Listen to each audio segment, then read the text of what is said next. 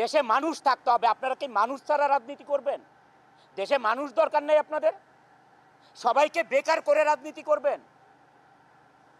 মানে যত বেকার হবে তত আপনাদের পিছনে লাইন ধরে স্লোগান করবে, এটা চান আপনারা? লক্ষ লক্ষ লোক বেকার হয়ে গেছেন। এই লক্ষ লক্ষ লোক বেকার হওয়াতে বাংলাদেশে এখন আপনাদের ছিনতাই বেড়ে গেছে, সন্ত্রাসী বেড়ে গেছে। এই যদি আমার ইন্ডাস্ট্রি এখানে বন্ধ হয়ে যায়, এই 12,000 লোকের কত লোক এখানে সন্ত্রাসী হয়ে যাবে কল্পনা করতে পারবেন না।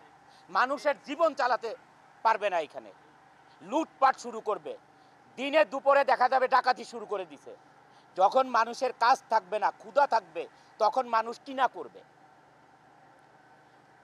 আমি একটি কথা দিয়ে শেষ করতে চাই যে গার্মেন্টস মালিক ভাইয়েরা, আপনারা কাপুরুষের মতো এই ইন্ডাস্ট্রি বন্ধ করে চলে যায়েন না।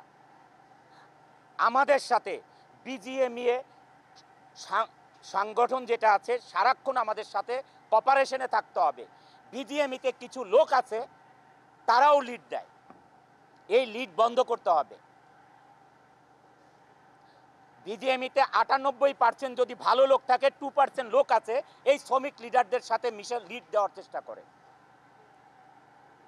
দলাদলি করার চেষ্টা করে। গার্মেন্টস কোনো রাজনীতির বস্তু না, এটা ইন্ডাস্ট্রি, এটা কোনো রাজনীতির খেলার মাঠ না।